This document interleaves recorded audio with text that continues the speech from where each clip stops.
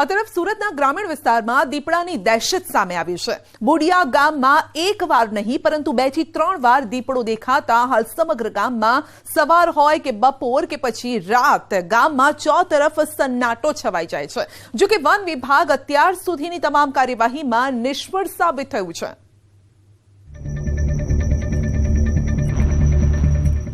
સુરતના આ ગામડામાં જતા પહેલા વિચારજો, કેમ કે અહીંયા દેખાયો છે ખૂંખાર દીપડો, જે છેલ્લા અનેક દિવસોથી સુરતના આ ગામના લોકોને ડરાવી રહ્યો છે। એમ તો દક્ષિણ ગુજરાતમાં ખાસ કરીને સુરત જિલ્લા અને તાપી જિલ્લામાં સમયાંતરે દીપડા દેખા દેતા હોય છે। તેવામાં આ વખતે સુરત નજીક બોડિયા ગામે દીપડો દેખાતા ગામમાં ભયનું વાતાવરણ સર્જાયું છે। અહીંના લોકોમાં સતત તેની દહેશત જોવા મળી રહી છે।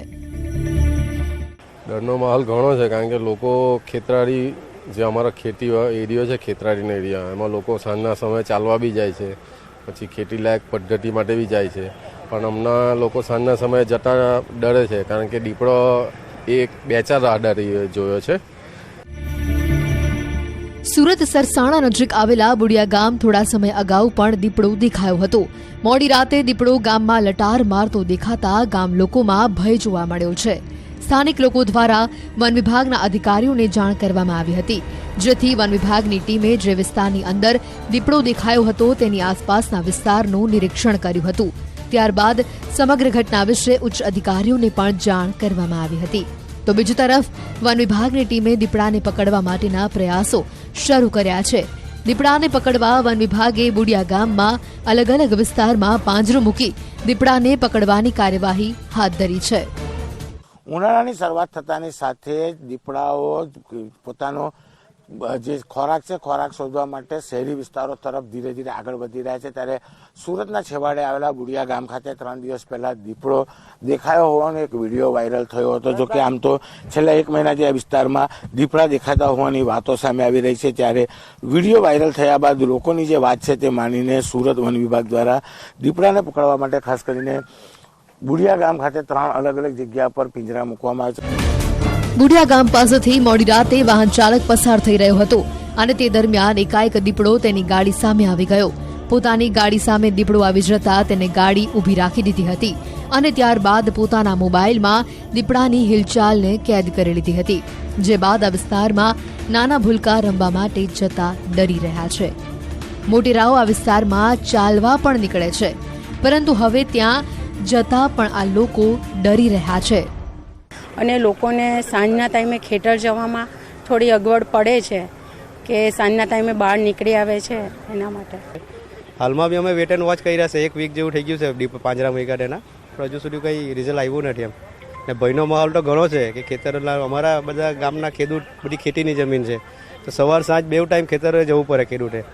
આ હાલમાં એકલા એ લોકો જઈ શકતા નથી એમ। મહિલાઓને બાળકોમાં ખાસો ભય છે। એ લોકો જે વોક માટે જે રાતે નીકળતા હતા એ બી હાલમાં બંધ થઈ ગયું છે રોડ પર। એ લોકોને બીક લાગે છે કે ક્યાંથી કઈ હુમલો કરી દે। દીપડાની દહેશતની વચ્ચે રાત પડતા જ આ ગામના યુવાનો ગામ લોકોની રક્ષા કાજે રાતે ઉજાગરો પણ કરે છે, કેમ કે કેટલાક ગામ લોકોને લાગી રહ્યું છે કે વારંવાર તે ગામમાં આંટાફેરા મારી રહ્યું છે, જેથી આ દીપડો માનવભક્ષી પણ હોઈ શકે છે। જો કે વન વિભાગે પણ અલગ અલગ વિસ્તારમાં જ પાંજરા મૂક્યા છે। તેની સાથે સાથે બીજા કેટલાક વિસ્તારમાં તેઓએ સીસીટીવી કેમેરા પણ ગોઠવી દીધા છે, જેથી દીપડો દેખાય તો તાત્કાલિક કાર્યવાહી કરી શકાય। જો કે અત્યાર સુધી વન વિભાગને સફળતા મળી નથી। 15 દિવસ થઈ અમે બી રાત્રે હજુ અમે નીકળતા હતા 10 વાગે ને એવું જોકિંગ માટે, પણ અમે બી આજે કેટલા દિવસથી નીકળતા નથી, 15-16 દિવસથી અમે બી બહાર રસ્તે બી એમ જોવા મળે હિસાબે એમ ટોર્ચો લઈને એમ ફરતે હાથે કોઈ બી નહીં દેખાય તો અમે જોવા નીકળે, પણ એ પહેલા દીપડો ગાયબ થઈ જાય છે, જોવામાં આવતો નથી અમને। ગામના યુવાનો અને વન વિભાગના અધિકારીઓ સતત આ વિસ્તારોમાં સર્ચની કામગીરી કરી રહ્યા છે। સાંજ પડતાની સાથે તમામ યુવાનો હાથમાં લાઠી અને ટોર્ચ સાથે પણ ફરતા જોવા મળે છે। એટલે કે દીપડાઓની સંખ્યા 1 નહીં પણ 2 છે। અને જે પ્રકારે ડરનો માહોલ છેલ્લા 15 દિવસથી છે, અને એમાં પણ છેલ્લા 3 દિવસ પહેલા જે રીતે ગામના પાદર એટલે કે ગામ નજીક આવેલા તળાવમાં પાણી પીવા દીપડો પહોંચ્યો હતો, તેને લઈને હવે ગામમાં ડરનો માહોલ જોવા મળી રહ્યો છે। કેમેરામેન અક્ષય વાડર સાથે કીર્તેશ પટેલ, ન્યૂઝ 18 ગુજરાતી, સુરત। શું તમે કોઈ દિવસ સતત હલનચલન વાળા માર્ગ પર કોઈ વાહન ચાલકને સ્ટેચ્યુ બનતા જોયા છે?